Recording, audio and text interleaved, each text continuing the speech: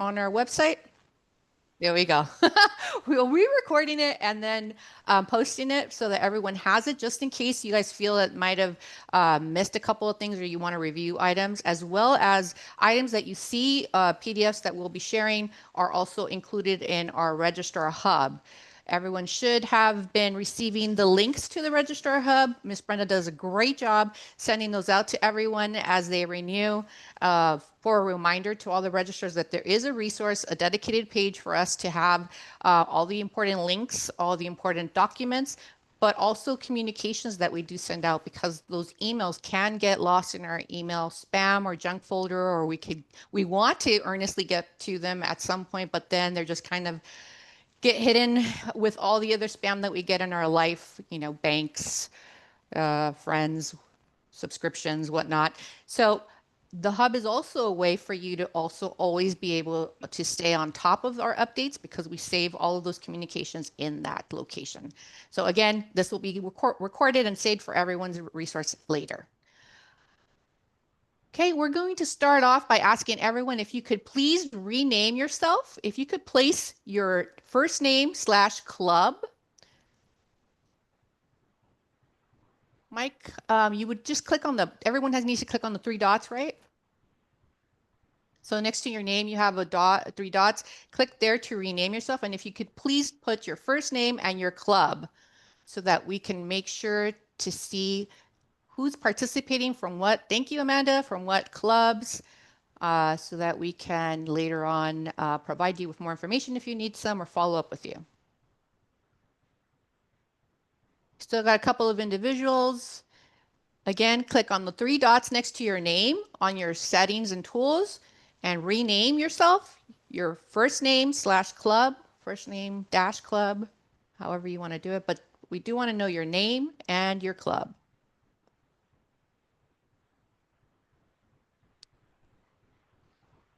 As everyone's doing that, we're going to go ahead and post a poll for everyone, because we're interested in knowing a couple of items from you.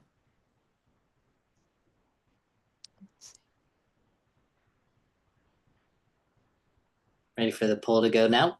Yeah.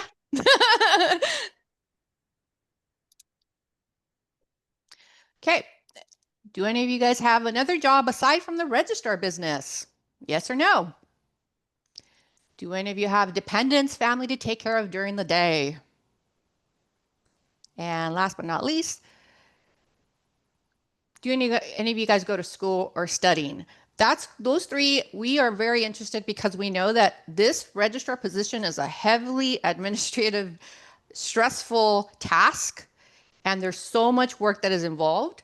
And if you have another job, or this is your second job, and you have a primary full-time job, and you do this late at night or on the weekends, and you have family, kids, dependents that you take to doctor's appointments, school activities, and whatnot, all of that factors into how much time you have to do the work that everyone relies so heavily on you for.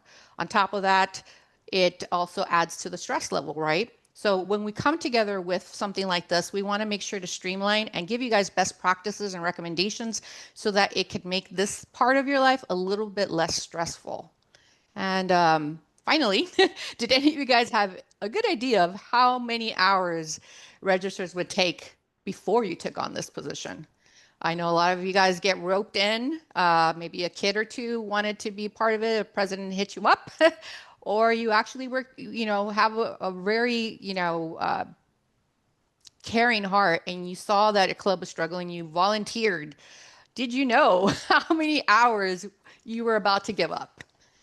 Because that's important. Now you know, right? And maybe many of you guys are regretting it of the day you said yes, but now everyone relies on you. So we are very curious to see that. And then let's see. Miss Brenda, can you check the chat? Has everyone done the first name club? We want to get rocking and rolling. Can you see? No. I don't think everybody put it in there. Okay, make sure you do that, please, throughout. Now let's see did everyone get a chance? Please make sure to get a chance to answer the poll so we could all see the results here. I'll leave it open for like another 30 seconds. Looks like almost everyone has gotten into the poll. Awesome. Awesome. Thanks, guys. And then we could see the results.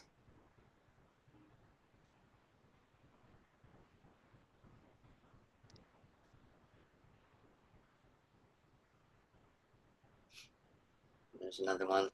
Leave it open 10 more seconds, then I'll end the poll, and then I'll share the results. Last 10 seconds for anyone to get it in.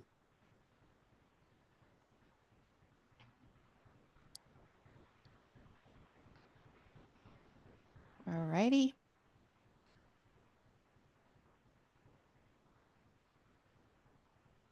You should be able to see the results now.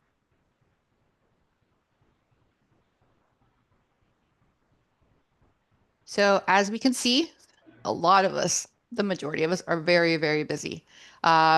We carry other things in life, other priorities, and this is just something else we do. So we thank you for all the hard work that you do, because it's not just for your club, you do it for a membership and a community of soccer enthusiasts.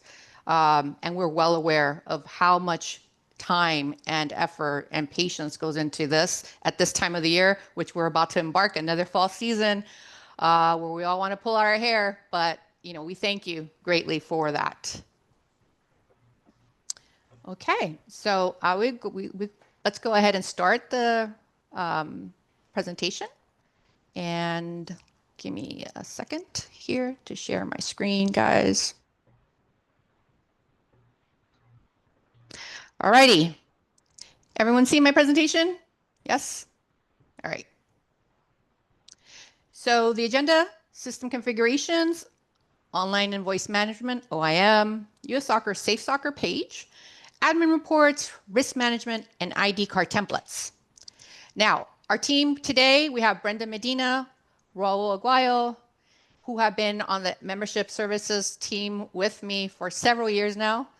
We have Christy Paulson doing risk management and PAD, myself, I've been with the company 14 years, and then Adrian Marquez, 34 years. Combined pool experience of 94 years, guys. That doesn't mean that we never made mistakes and that we're not continuing to learn on a daily basis. Every day we learn something new, but yikes, that's a lot of experience that is being provided for you folks. Now, topic 1, system configurations. What's going on? Pop quiz. Which staff member showed the longest years with CalSelf? We want to test how much attention and your understanding of our presentation. So if you can answer in the chat, what's going to happen is the first 3 people who answer correctly and as quick as possible will start getting points from this point forward. At the end of the whole presentation, the 3 individuals with the most points will get a prize as a way of us saying thank you for paying attention and taking the time to really listen to the content we're trying to give you guys. We're going to go through this rather quickly, so do pay attention. Okay, do we have entries in the chat, Ms. Brenda? Ready Yes, to go? we do. Perfect. All right. So the longest member, obviously, Adrian Marquez. 30 plus years. Awesome. Okay, now we're actually into topic 1, association versus Club Connect. As you guys saw back a couple of years back, we started the platform of Club Connect. So now we have 2 different sides. The association side, which is the legacy side. This is the side we were all used to and we still are using. This is where we do compliances for verifications, risk management, safe sport, concussion. All of that is vetted and made sure to be true in the association side for team activation rules and card printing. The Club Connect side is your club product where you can conduct business, registration, so forth, whether you do it online or later download and upload, is the 2 products we use. Obviously, we do have a lot of members who use outside platforms besides Club Connect, but for today, we're focusing on our Stacks products. We're not going to go into Godsport or anything else. We're just doing Association and Club Connect for these configurations. So let's go ahead and review. Again, all of these items that we're showing you will be in the hub. And you guys should be able to review it on your own. But for some reason, okay, here we go. So for recommendations, As soon as you renew, we do recommend you to go ahead and configure your system on the association side, because what happens is you renew, you pay your renewal fee, and then you go off and start your registrations in your own platform or Club Connect, and then you kind of forget about the configurations on the association side. So when you start trying to upload or trying to sync Club Connect portal, you're seeing issues, and you start reaching out to us. This isn't happening. What's going on? Why am I not able to see players? Make sure you configure your association first, and then go ahead and start getting into your wherever you do your club registrations. That you'll do that on the setup page. And we want to always remember that there's a league level and a club level. So go into the appropriate season. You'll want to check off all the play types that you are participating in, and obviously the date registrations start and end, whether you're going to have online association side, because Club Connect isn't the only place where you can do online registrations and pick up payments. You can also do it on the association side, and many of the clubs still benefit from doing that. So if you want that, that's also an option. And then of course you want to make sure, if that's the case, that you're seeing the little eye icon onto the far right side of the season to ensure that you are actually configuring the correct season. Once you're done adding the age and the date ranges, you want to make sure to go through and add any ELAs that your particular club may have, and save it to the league side, and then make sure to go back and do it on the club level. A lot of people do it just on the league and forget the club, and vice versa. So make sure it's both the league and club.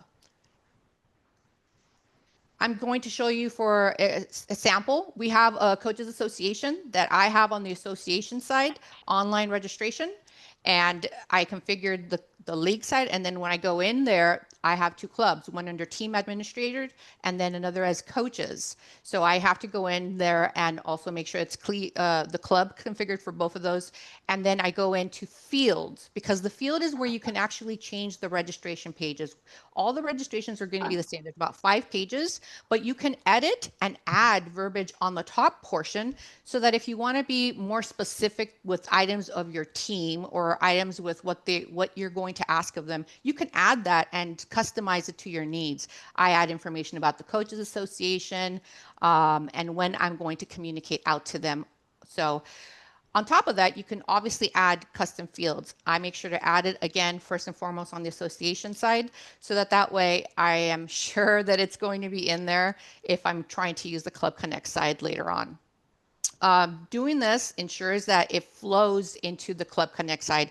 If you only want to do custom fields on the Club Connect side, you'll see what happens afterwards. But this is important to make sure it flows into from the top down.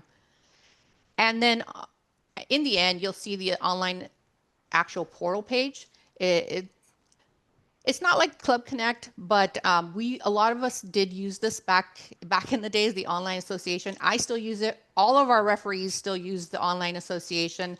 So it's kind of the template, and you could customize what you want on that template landing page, from information about tryouts, field days, specific stuff that you want to know from them before they click on that registration link on the top right, so that they can go through the 5 pages.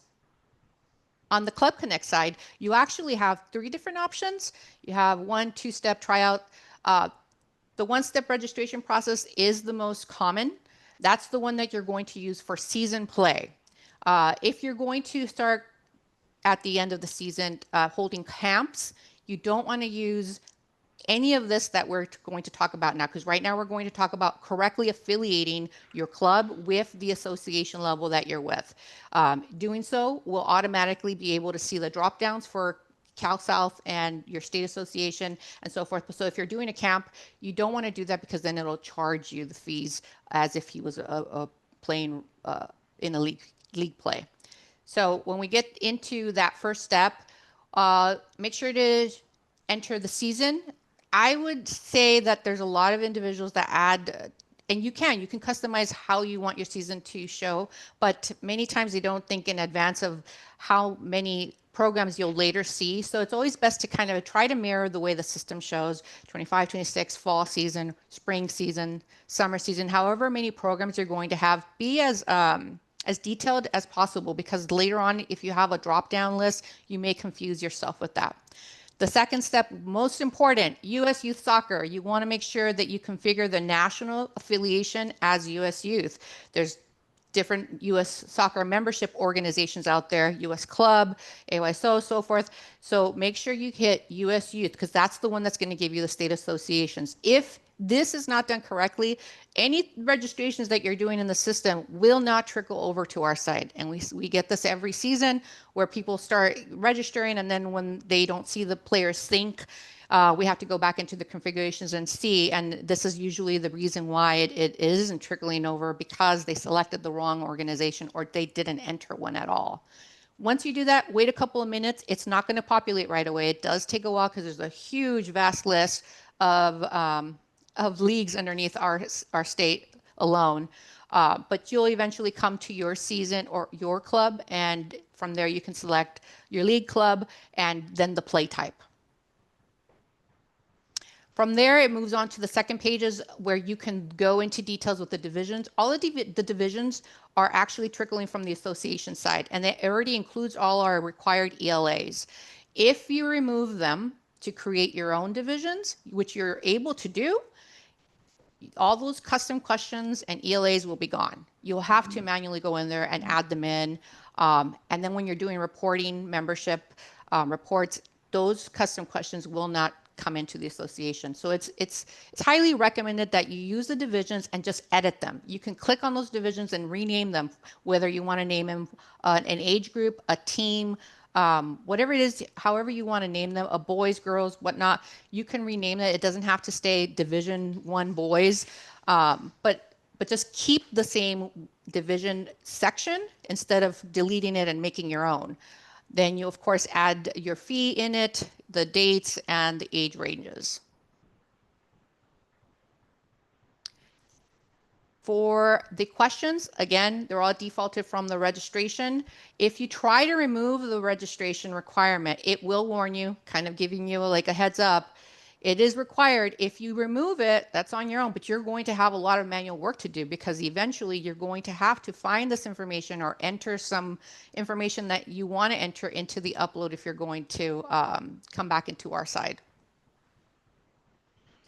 And then as an example, again, I used the Coaches Association on the Club Connect side. All of these fields that were required are grayed out. So it doesn't even give me the option to remove them because I had placed them already first on the association side and then they pushed over to the Club Connect side so that I wouldn't forget, I wouldn't reword it in a different way, and everything is seamless with regards to what I really need from these administrators.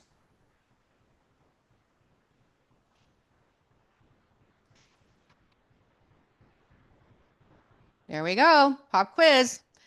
Get ready. What U.S. Soccer member organization do you first select in the Club Connect configurations? It's a long list of organization members here. Which one do we use?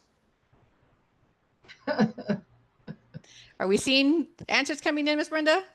And they're super fast. They were paying attention. Awesome. Like, awesome. The first like 5 that came through were all right. All right, your fingers are hot. I love it. We got a lot of winners here. All right, OIM. Now with Adrian Marquez. Good evening, everyone. Thanks for coming aboard.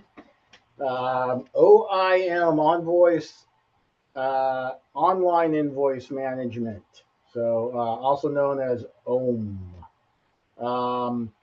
So this is a change going back several years. Right now, what you're receiving is a QuickBooks Online Invoice through the accounting system.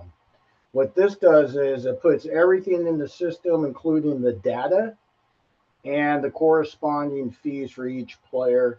It's accessible by anyone within the security side of the club or league, which is awesome. It's also accessible by our staff. So if there's ever any questions in regards to a balance or an invoice, you just go to your dashboard, setup and config.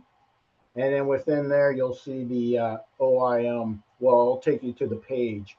The page looks just like this as you're seeing on your screen. You have The order, which will compile and accumulate each month the registration activity of the players registered, and compile it into that order. Very handy in order to pay. You can pay online. It's $5 for a check payment, or the credit card fees are about the same as ours, around 3.3%. You're always welcome to mail in a check, but it will take some time for it to cycle through and get booked and recorded. So, we highly recommend that $5 e-check if to do that. Very important. The treasurer will receive a notice that the invoice is ready every month, as long as they're on the security side as the treasurer. But as a registrar or president or anybody else on the back end, every month on the first, these are produced automatically by the system, and you can go in there, look at your invoice, review the player data, any feedback you have for us in regards to cancellations or any other questions. We can get those corrected. The other great thing about this is, once it's corrected in the system, let's say you have a player that didn't end up playing, so you had to cancel, it will show up as a credit in the next month in real time. So it makes tracking balances and proper registration fees very, very quick, accessible, and transparent. So that's the OIM. We're excited that it's back out. And if you have any questions, of course, reach out to administrative services or the accounting department at calsouth.com. Awesome. Thank you, Adrian. Pop quiz, guys. Where can you locate the player data that you are being billed on monthly?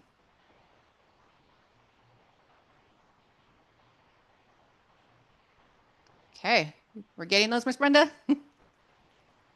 All right. Topic 3, U.S. soccer, safe soccer. One thing to mention is that word safe has been really overused. We have Safe Sport, Introduction to Player Health and Safety, Safe Soccer now page. There's just so much on safe that there's a lot of ways that individuals can potentially become confused. U.S. Soccer created a full page for this. And what we want to make sure that everyone understand is that we at CalSouth, once we started seeing that there was different platforms for our compliances, like one for concussions, another for sudden cardiac arrest, then SafeSport. As soon as we saw U.S. Soccer had all of them, that's where we started sending out checklists and asking everyone to direct their admins and their coaches to the Learning Center, U.S. Soccer's Learning Center, because you can get it done all in one stop. And then the APIs always work with our system so that we could verify. I think the longest is maybe within 24 hours. If all the information is matching, meaning no nicknames and the emails are matching, then that'll trickle over. But we definitely have this verbiage on our checklist, compliance items within Safe Soccer page. For CalSouth, you only need to complete 2 compliance training courses listed below within phase 1. And I'm going to show you right now. These are not licenses, because a lot of times they take these and they think, I took my license. They're not licenses. We need to start using terminology to help these admins understand these are compliance trainings. You do not need to complete any other compliance items in these other phases. Do not complete the offered background check there. It's in bold. Disregard the term not cleared in U.S. Soccer as long as both trainings are completed and not expired, meaning the introduction and the Safe Sport. That's what is included in that list underneath this part of the checklist.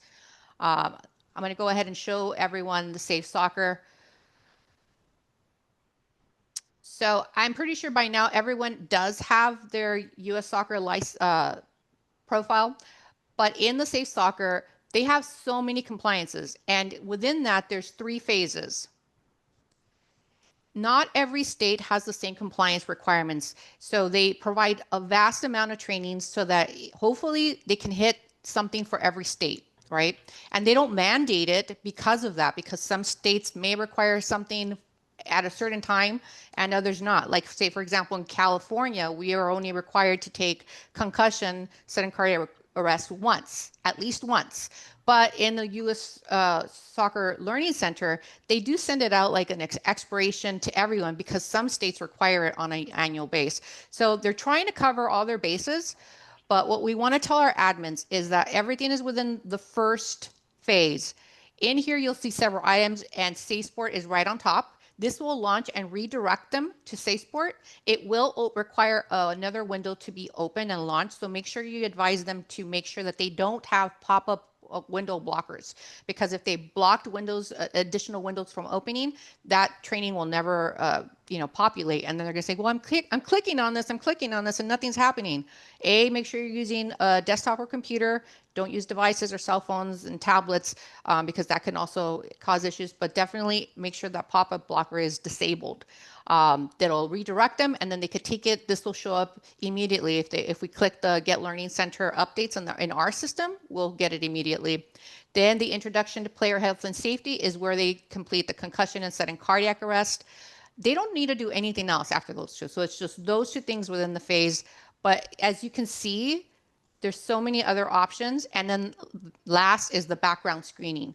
So an admin can sit here for several hours and then be completely drained and come to you and say, I've been there for 4 hours. What do you mean I don't have my license? Because they didn't even start the registration or the license course.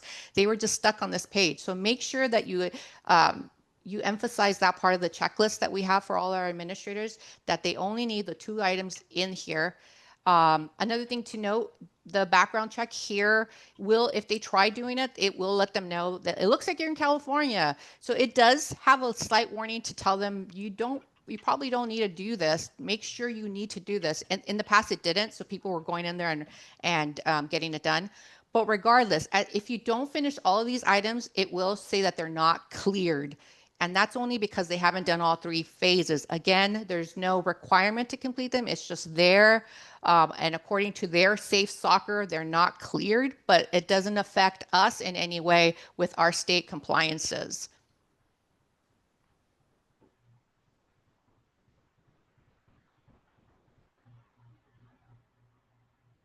Pop quiz. True or false? In Safe Soccer, your status no clearance means the member needs to hurry up and complete all the trainings provided there. You're not cleared, no clearance. What does that mean, guys? Oh, second question.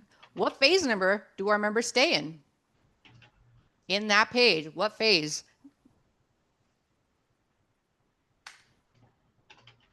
Now we're going to go into additional reports by Brenda Medina. 1 second. I have a lot of people that win more than once. That's okay. Get those answers in there. By the way, guys, she's logging in those first 3 people. So make sure you get them in there. Again, make sure you have your name and club there. I do have a lead that answered 3 correct. Like, whoa, on it. Yes. Everybody's listening though, for sure. Okay, awesome. 1 second, everybody. And then what was your next question? What phase number? Okay. Yeah. 1 second. Let me just grab those. We're waiting for those answers to be captured. We want to make sure that you guys get credit for those. Thank you for paying attention. There we go. Okay, we got somebody that hasn't won. Somebody got a chance. And then, oh my goodness. She's a registrar I speak with a lot. She knows who I am very well. I'm just kidding. Okay. All right, everyone. Yeah. Okay. All right, everyone. We're going to go ahead and go over the admin reports. There's several reports that we have in the system that you could pull for the administrators. Under admin lookup, you could go ahead and select the correct season. go ahead and select your club. Team admins with all fields will give you all the data they entered, including custom questions. And then reports, and then you go select additional reports, offers you even more debt reporting options. This is a great resource for assistance or for those helping the DOCs with vetting, as they do not have full registrar access. Yeah, and we know a lot of you guys do have assistants, and they may not have the registrar access, or DLCs have those admins that do help them with their coaches, and they want to know. They're always pinging us like, I can't see anything. If they call us, we can help them get administrator access to view these reports. A lot of times we get requests for the DLC to get viewing access, or just to get, they don't need to get the full access as a registrar, but they could get the viewing access, and it allows them to pull reports. Okay. So from here, you want to select admin credentials. This report will provide detailed information of your admin's background and compliance trainings with verification dates and by who it was verified.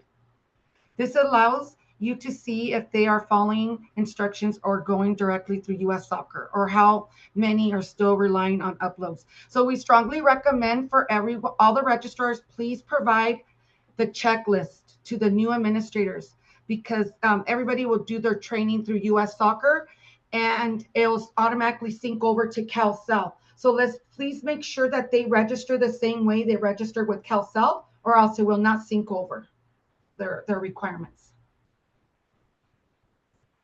Admin Club dashboard. I love the dashboard. The dashboard is really neat, and I think it would come in very handy for all you registrars. The dashboard, the view is available for registrars to see quick overview of their players and admins. You will clearly see how many admins are still working through compliance and still pending status. You can scroll to the right to view the list of the specific compliances still needed. This will allow you to also send them a tailored email to what they still need. If you guys have any questions, please put it in the chat, or you could always email us at administrativeservices@calsouth.com. Thank you, Miss Brenda. You're welcome. Pop quiz. Another one. A registrar is the only role that can access the admin reports.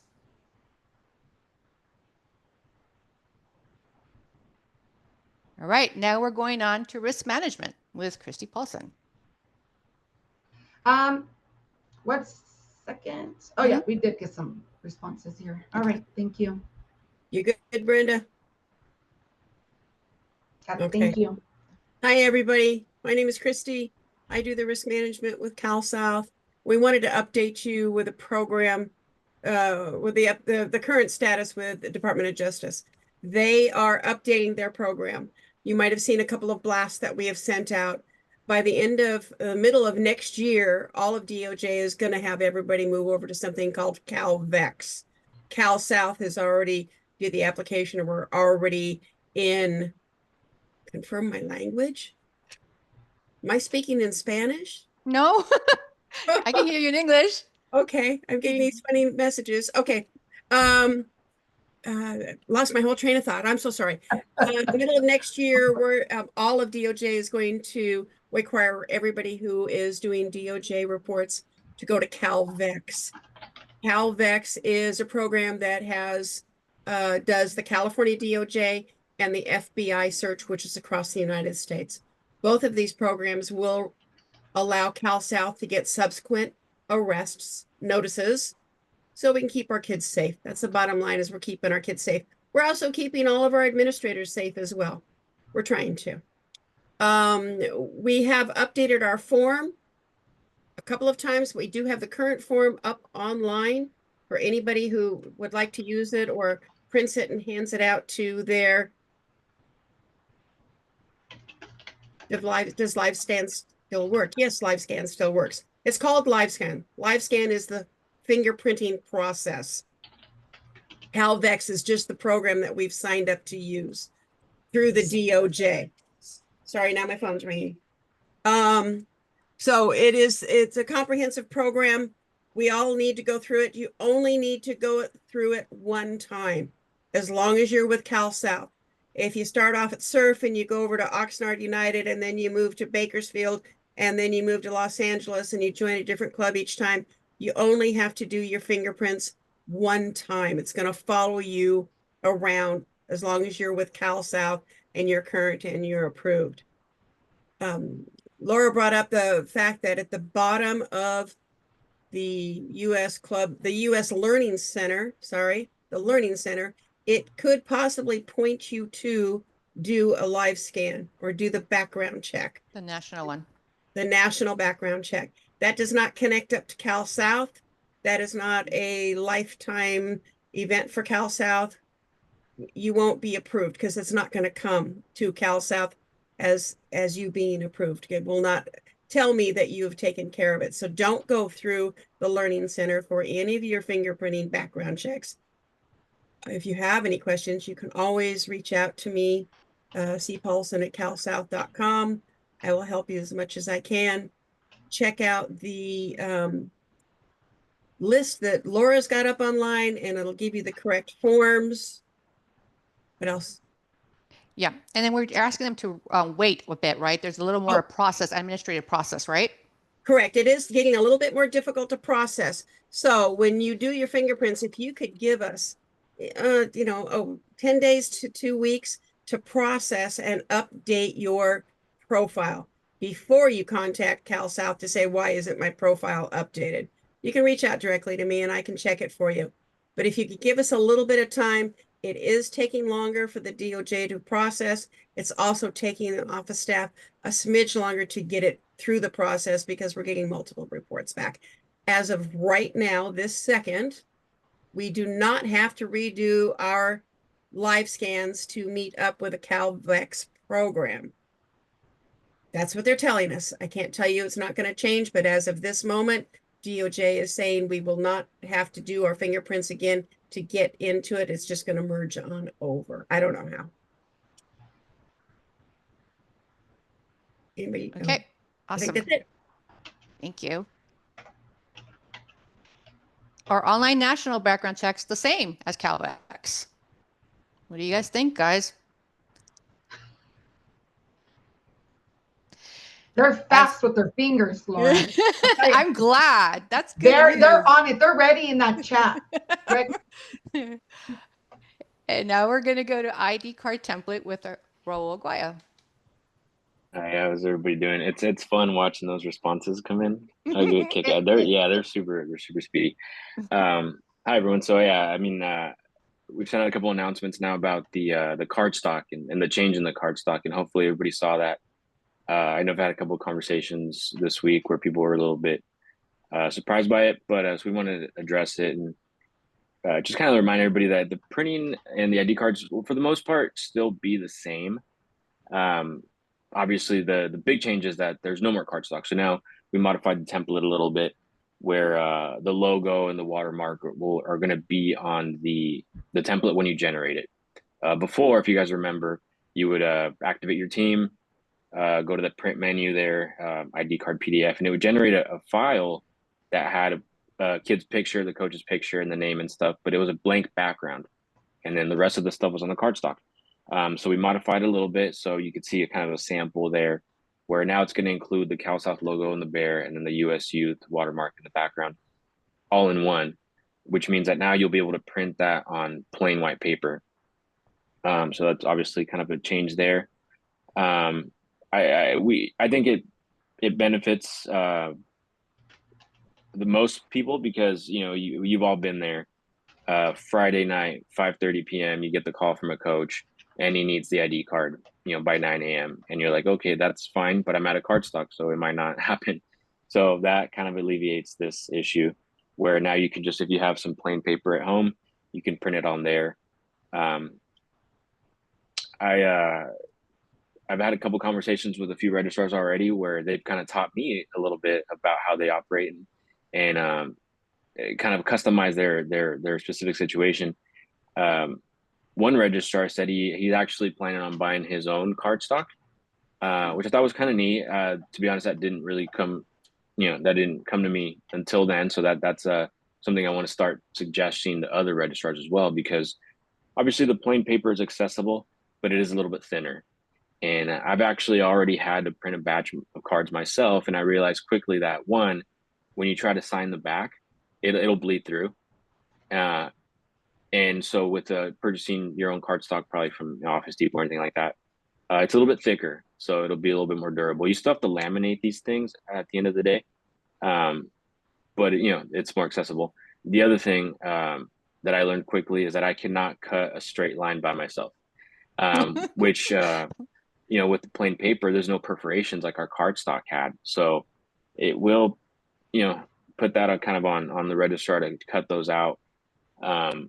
And the other registrar I spoke with, we kind of brainstormed a little bit, and reminded me that when we used to work at the office, we had a cutting board with a blade attached in a handle. I think it's like an arts and crafts thing, but it really helps. Yeah, it really helps cutting a straight line. And so, just really good suggestions that I've got back from the little change in the template with the ID cards. Another one said that he was going to use his own cardstock too, but he was going to change the color of the cardstock slightly each season, which I thought was kind of cool because that'll help them differentiate what season it's for, and kind of just fun ways to keep track. So maybe a big change. I think it's going to benefit everybody, with a couple of those suggestions, getting a little bit of a help with the cutting board or something like that, or your own cardstock in a sense. Other than that change, I mean, it's the exact same process. Obviously, you still want to make sure that the team has passed all the activation rules, so then you can activate it first. After that, it's still the same thing. Like I said, you see from the example there, the print menu, ID card PDF. Quick note, this is another thing that I got questions on even before. The print ID card 4 per sheet and the print ID card 8 per sheet. I actually found out that some clubs were using those even way back when. Those were actually for internal use. They should have been used. And now that we have this change, we don't need them at all. So those will be getting nixed shortly here. So moving forward, you're only going to see ID card PDF, which is the only option you should be using anyway. But yeah, again, teams activated, print menu, ID card PDF, template comes out, your paper's already in the printer, you're good to go. And again, they still need to be laminated. In terms of signing the back, I mean, obviously the back is going to be plain too. I've been telling people, if you are going to sign it or stamp it, just do it real lightly. If you are using plain paper, do it real lightly because it'll bleed through. And if you're using your own personal cardstock, then you might have a better chance of it not bleeding through, but you still want to cut them out, laminate them. I think at the end of the day, it is going to be more beneficial to the registrars. And in all honesty, it saves money on our end too. So I want to throw that out there. But yeah, that's one of the bigger changes I think this season. But I think definitely manageable. Great. I saw a couple questions come through while I was talking about that. I'll hopefully, if I don't get to them today, definitely send us an email. I'll get to them tomorrow. But I figured we'd have a couple questions. So definitely we'll be addressing those. And if we don't get to them in the chat, Laura, I think what I'll do is I'll just extract the chat and then send out emails to people, maybe tomorrow or something. Yeah. So we'll definitely get those questions answered for you guys. Yeah. We will have an open discussion right now too about any questions you have about the presentation as well. So just hold on to your questions. Raul, are you anything else, or are we good? I think that's different. I think I probably went a little bit too long. I'm sorry, guys. But that's it for me. Any questions that do come up after, any issues with the template, just feel free to email us directly, and we'll get to those responses. Thank you, Raul. Of course. Pop quiz. How many sheets of cardstock will a club need? How many? What number, guys?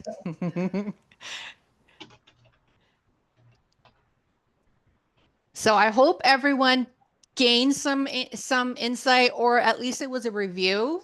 We're going to go ahead and open up the floor to any questions you may have.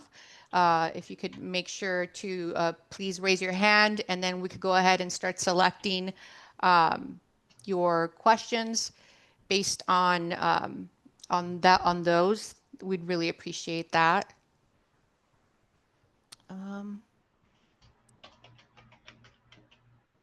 So I don't know if I see all the. I'm scrolling. I'm finally seeing all the chat. Oh my goodness. Okay, so we have a question from Joey. You should be able to unmute yourself. Joey. Hey, thank you guys so much for all the information and being so thorough.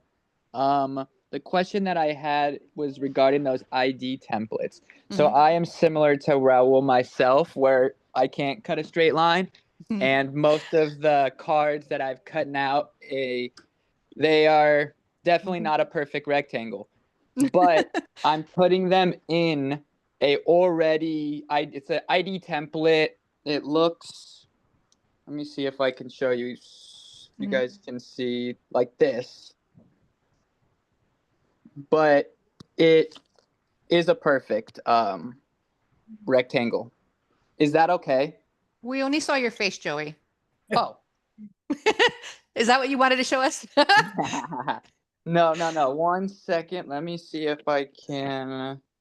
Yeah, we'd love to flip it see. around. It's like this. It's a perfect. Oh. So these little templates where they're a perfect rectangle, but my cutting is a mess. Is that something that's okay? Yeah, definitely. I've seen those individual wrappers, and then I've seen like the whole long sheet versions, those laminate. Yeah, we could get creative with this. It gives us a little more, flexibility in that. But yeah, I hear your point, and to Raul's point too. Cutting straight, I wouldn't be able to do it without a ruler. And those things, those cutters, those teacher cutters, that they're kind of like a long board with a huge axe. Those are the ones I would always use in the office to cut up even my perforated IDs. I didn't like spending the time doing this and getting lint all over the place. I just used the cutter, and those are perfect because they have grids on them. So I highly recommend those as well. Okay. But yeah, that's good, Joey. Okay, perfect. Thank you guys so much. You're welcome. We have Amanda. You should be able to unmute yourself, Amanda. You're still on mute right now. Hi.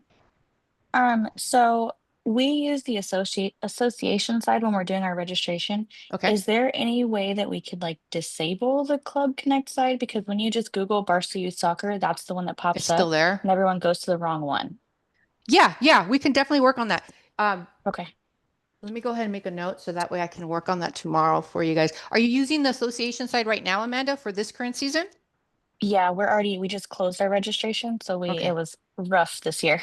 No. Everyone going Okay. to the wrong one. Yeah, I can imagine. We're still Club Connect disabling. Will do. I'll reach out to you tomorrow, okay? I appreciate it. Thank you. Welcome. We have Sylvia with Oxnard. Hi. Hi.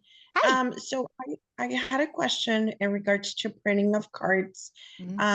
I purchased my own cardstock through Amazon for like business cards, and it's working out perfect. But the only thing is that, let's say if I printed a whole sheet and I need to print maybe only one or two on a different sheet or whatever, and I've already used the border, it's not lining up with my with the paper stock that I already have because it's already pre-cut.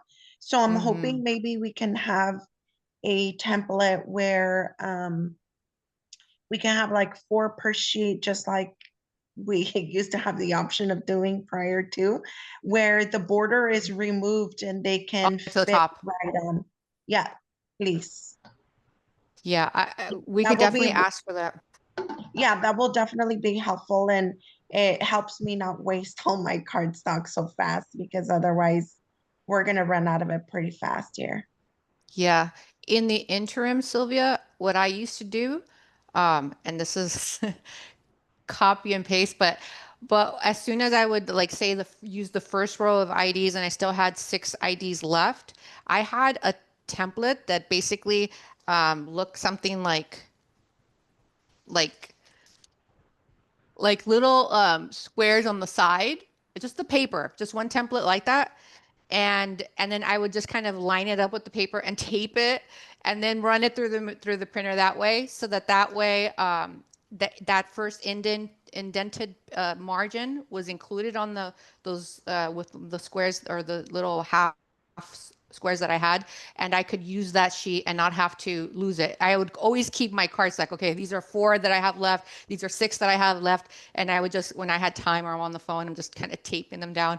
But for the meanwhile, is what I'm saying, so that you don't lose out on those cards, because I know I would always save them. I had a huge stack of the different amount of cards that I still had left. So Okay. I hear your pain. Thank But you, we'll look Bridget. into that as well, though. Please, thanks. Okay. Let's see. Has anyone seen any other questions? I'm trying to go through all the individuals. I don't see any questions. Do you guys see any questions? I want to make sure I don't miss anyone. Sorry, may I ask another one? Yeah.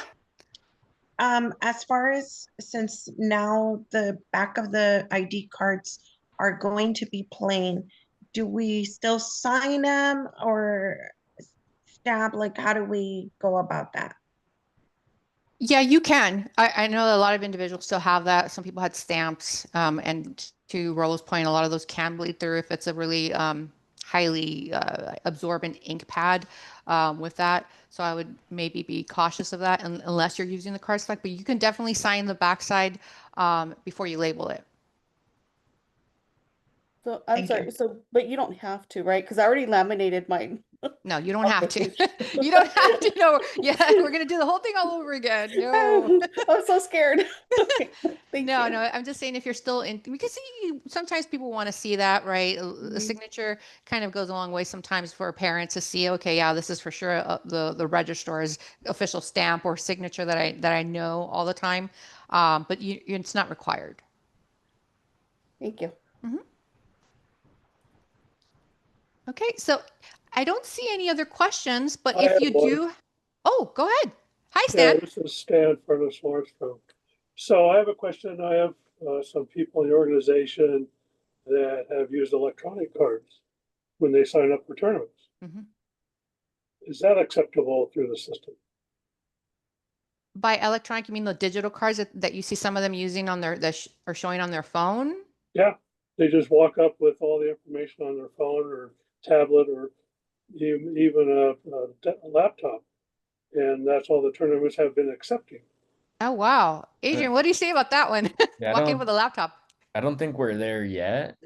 I mean, if the tournament accepts, the PDF that comes out of our system, that's really up to the tournament. Obviously, it's legit because it's coming out of our system. I guess it really just depends on the tournament if they're gonna. So this is a competitive club, and I don't know if they use the PDF. She just said she goes up with the electronic cards and shows it to the tournament director, and they accept it. So maybe the PDFs that you're talking about. I'll have to ask her that question. Yeah, To hear it. it might be tournament by tournament basis because even the PDF that comes out of our system, like I said, you can't get that unless you properly register the players. So we know it's legit, and it's not really a digital card per se. But I mean, yeah, if they accept it and Yeah, all tournaments have been accepting them. I've been just showing the PDF with my roster and they're accepting it. Okay. Well, I guess it's up to the gaming league and how they want to credentialize individuals the day of. But yeah, remember there's a difference between a digital ID and a template that's digitized, right? The template obviously isn't a cardstock. It's something that you can easily print out, and even if you needed to email it to someone else to print out, it's in that regard, it's digital, right? But it's not something that you can just pull up on your cell phone and be like, oh, look, and everyone's clicking on that, because that's different. We are not there yet. We would love to be there, to be able to have a digitized player ID or credentials where everyone can look in the system. The referee could look at his tablet and see, okay, yeah, I'm seeing these digital cards on my side, but we are not there yet. But it sounds like from you guys are talking, if someone's taking a laptop, it's, that's a lot of work, or some kind of device to check in. It seems like a bit much, but I guess it depends on them if they want to do that. Well, I'm a little confused just because you're saying that you can load all the information down and put it in the format, CalSouth format for player cards, and it's a PDF. So when you do that, then all the information's on the card in the PDF format. So if they can just display the PDF format on their screen.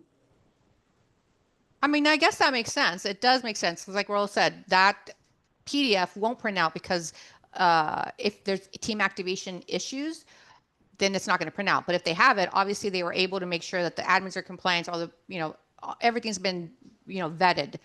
But again, it just depends on the circuit and the tournament that are accepting it. If that's the way they want to do it, or they're willing to accept those IDs. I know sometimes coaches lose it at the last minute, right? So that could be beneficial to them in that regard. Thank you.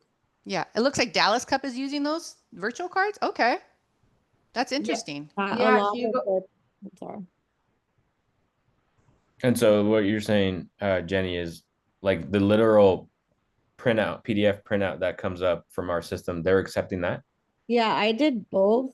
I just did both to be safe. So I had printed cards too, but they almost prefer the digital. And what I did is I saved the PDF to my phone, but I also screenshotted and cropped every girl's player card. Oh, there you go. So I have a picture of every You're just swiping through them. Yeah. Yeah, and then they just check them all off that way through my phone. That makes sense. Yeah.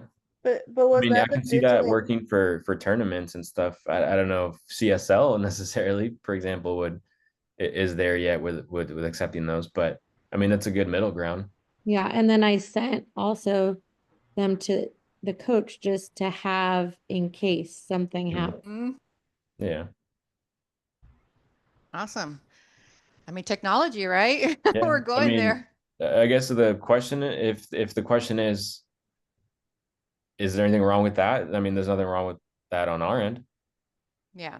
Yeah, because even like you couldn't get that template PDF with the kids' pictures if they weren't registered, right? So we know that they're good through us. So yeah, interesting. Good feedback. Yeah, definitely. Okay. Well, I guess there was do you see it? Yeah, there was a few more. You had questions, right? Roll directly when you were being asked something about the IDs. I mean, then there's a few still that I was kind of trying to look through them, but also keep an ear out, and I might not get to them. I don't want to lengthen the call. I'll go through these after. I'll extract the chat, and then anybody who has a question that didn't get answered, I'll get back to you guys by the end of the week, definitely. Or if you want to just call me, I mean, you guys all know me and Brenda are pretty accessible. So much so that you might have to wait 10 minutes on hold to get to us, but you will get to us, So if you guys rather just call tomorrow, we can touch base again, and, feel free. That works. Well, we do want to thank you guys and for taking the time out of your very busy days to join us. We will have the results. I don't know if you could, Brenda, are you able to tally any of those results of like the top 3 individuals that answered? I could. Yeah. Well, so do you want me to go over the questions and then, or no, just the top, well, did you the top 3 that yes, that answered all of the questions? Yeah. So not every question. So we're tallying every question and who was able to answer the most fastest correctly. Hugo and Cicio, sorry, with Football Legacy. Okay, Hugo. He was like answering everyone. And then Karen Bratton with Oxnard and Barcelona. And Jennifer Snowfer with SoCal Eagles. Okay. All right. But we do got first, second, and third places. So for every question. So we will get to them on that. Okay, perfect. Yeah. Well, thank you guys, everyone, for participating, and thank you for paying attention and spending some time with us. Again, you can always reach us at administrativeservices@calsoft.com or give us a call for any of these questions. We will be posting it, and we'll send you a link to that if you want to go ahead and watch it, or you need to, reference it for anything in the future. But we thank you so much for your time today, and we hope you have a great night. Thank Bye, you. everyone. Thank you for joining. Everyone. Thank you. Bye, everyone. Bye.